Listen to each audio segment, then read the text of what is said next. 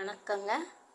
நான் ஏடு, இந்த பாலில் வர ஏடு இருக்கு இல்லைங்களா, அதை எடுத்து தினம் ஸ்டோர் பண்ணி ஃப்ரீசரில் வச்சுருந்தேன். இப்போ இது ஃபுல்லாகவே ஆகி இன்னும் கொஞ்சம் அதிகமாகவே வந்தது. அதுதான் அதுமாரி பால் நம்ம காய்ச்சிரும் இல்லைங்களா, அதுமாரி காய்ச்சும் போது இந்த ஏடு வரும். அந்த ஆடை எடுத்து வச்சு நம்ம இந்த மாதிரி இது பண்ணி இங்கே பாருங்கள், ஜாரில் போட்டு அடின்னு அடிக்கணும். ஐஸ் டியூபு நான் கிண்ணத்தில் போட்டு வச்சுருந்தேன். இதை கொஞ்சம் நல்லா உடச்சி இதையும் நம்ம அது கூட கொஞ்சம் நம்ம போட்டு நல்லா அடித்தோம்னாக்கா நம்மளுக்கு இந்த மாதிரி நல்லா வெண்ணெய் வரும்.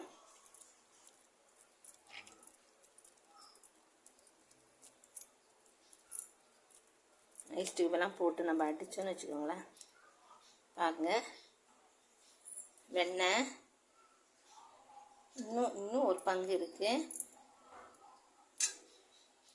நான் தண்ணிக்குள்ளே போட்டிருக்கேன்.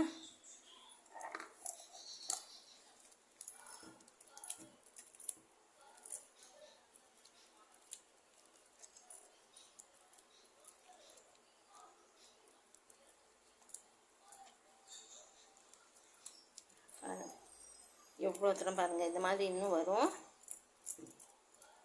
இதை நான் எல்லாத்தையும் எடுத்து முடிச்சுட்டு நான் நெய் காய்ச்சி காட்டுறவங்கக்கிட்ட.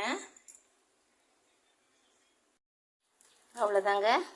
இந்த மாதிரி ஒரு அகலமான பாத்திரத்தில் இது எல்லாத்தையும் நம்ம போட்டுட்டு இப்படி நம்ம இதை அலசி வானலில் போட்டு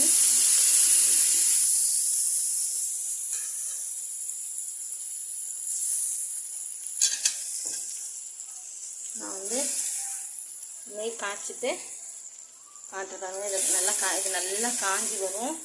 காஞ்சி வந்துட்டு எண்ணெயாக நல்லா நெய் கரைஞ்சி நல்லா எண்ணெய் மாதிரி அதுக்கப்புறம் நம்ம கொஞ்சம் முருங்கைக்கீரையும் ஒரு 1/4 டீஸ்பூன் கல்லுப்பு போட்டுட்டு நம்ம இறக்கி வடிகட்டிக்கலாம். பாருங்க, நல்லா காய்ச்ச நெய் வர ஆரம்பிச்சிச்சு.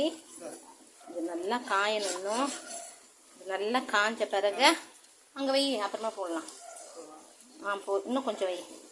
நல்லா காஞ்ச பிறகு லாஸ்ட்டாக நம்ம உப்பு முருங்கைக்கீரை போட்டு நம்ம இறக்கிடுவோம். இது காஞ்சதுன்னா இன்னும் நல்லா அப்படி பொங்கி வர ஆரம்பிக்கும். அப்போ தான் நம்ம காஞ்சதுன்னு அர்த்தம். போதுண்டா, காஞ்சிட்டு நெய் எடுத்து வடிகட்டி உங்கள்கிட்ட காட்டுறேன்.